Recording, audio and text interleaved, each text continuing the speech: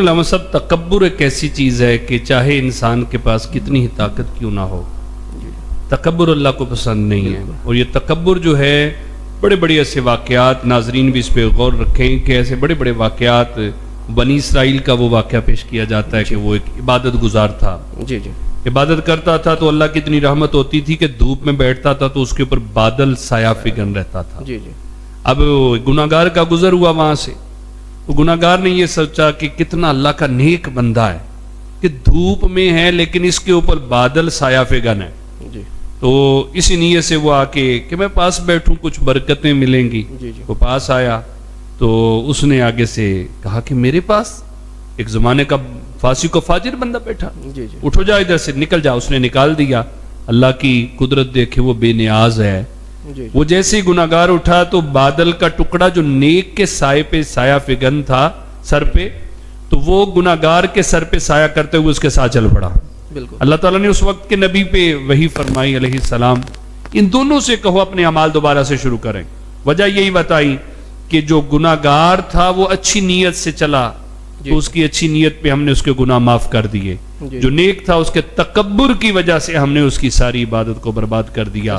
تو یہ ناظرین کرام آپ بھی اندازہ کریں کہ تکبر ایسی چیز ہے کہ یہ انسان کی عبادتوں کو بھی برباد کر دیتا ہے. یہ تکبر ہی ہے.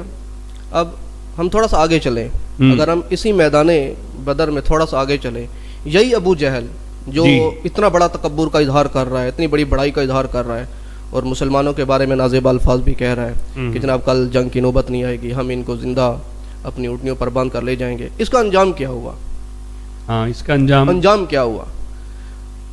دیکھیں، ٹھیک ہے مقابلے ہوتے رہتے ہیں، سردار ہے، جینا مرنا وہ تو جو رب تبارک و تعالیٰ نے جو لکھا وہ تو ہے. اس کا انجام اسی تکبر کی وجہ سے ہوا کیا؟ چلیں اگر یہ کسی سردار کے ہاتھوں یا کسی عظیم الشان صحابی کے ہاتھوں مرتا نہ، پھر بھی کہا جاتا کہ یار مقابلہ کر کے مرا ہے. مرا یہ کس کے ہاتھوں ہے؟ اللہ اللہ اللہ اللہ. حضرت عبد الرحمن بن عوف رضی اللہ تعالیٰ عنہ آپ فرماتے ہیں کہ میدان جنگ لگا ہوا تھا، سجا ہوا تھا، جنگ بڑے زوروں پر تھی. جنگ زوروں پر تھی تو میرے پاس نہ دو کم سن بچے، کوئی زیادہ بڑی عمر کے نہیں ہے، جوان بھی نہیں ہے، لڑک پن ہے ابھی، ٹھیک ہے، کوئی 14-15 سال 13-14 سال اتنی عمر ہوگی. دو بچے میرے پاس آئے ہیں اور دو بچے آ کے کہتے ہیں کہ اے چچا جان، آپ ابو جہل کو جانتے ہیں؟ اللہ. میں بڑا حیران کہ جنگ اتنے زوروں پر ہے، اب یہ ابو جہل کے بارے میں کیا پوچھ رہے ہیں؟ میں نے پوچھا کہ تم نے کیا کرنا ہے اس کا؟ میدان جنگ اتنے زوروں پر ہے، اتنی زور سے لڑائی ہو رہی ہے، تم ابو جہل کا کیوں پوچھ رہے ہو؟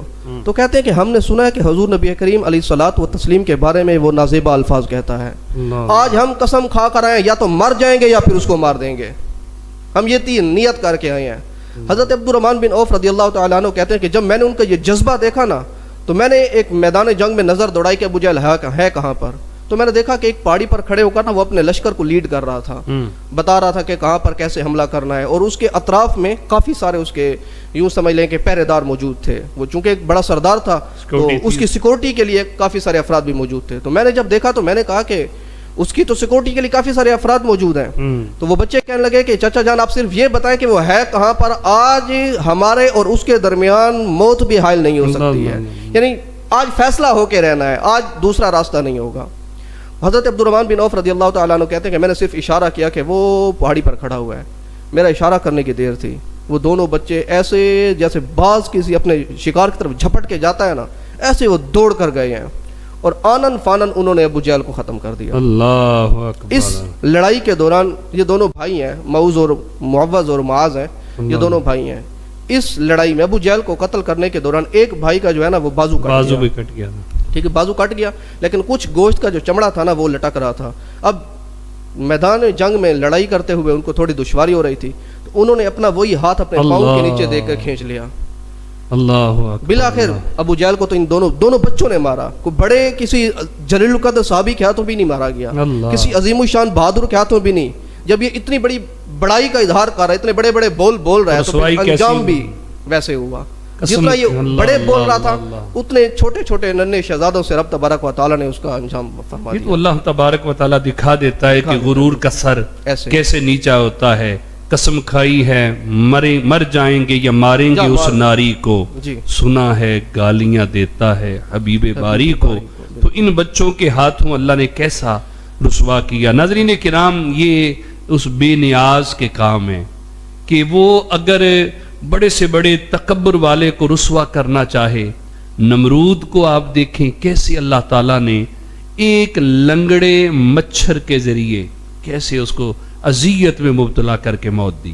نمرود دعویٰ خدائی کا کرتا تھا، لیکن رب تعالیٰ نے ایک ایسا مچھر جس کا ایک پر بھی نہیں ایک پاؤں بھی نہیں، اس کو حکم دیا وہ اس کے ناک کے ذریعے دماغ میں بیٹھ گیا۔ اب کوئی علاج نہیں ہے تو اپنے نوکروں سے جوتے کھاتا تھا۔ تو رب تکبر جو ہے اس کو پسند بھی نہیں، اور تکبر ہمیشہ خاک میں ملتا ہے۔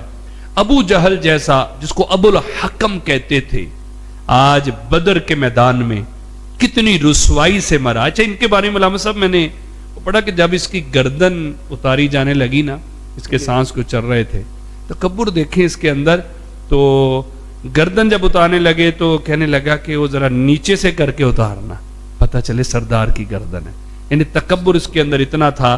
اللہ پاک صحابہ بدر کے صدقے ہمیں تکبر کی نحوست سے بچائے۔ انشاءاللہ ذکر جاری ہے، ایک نعت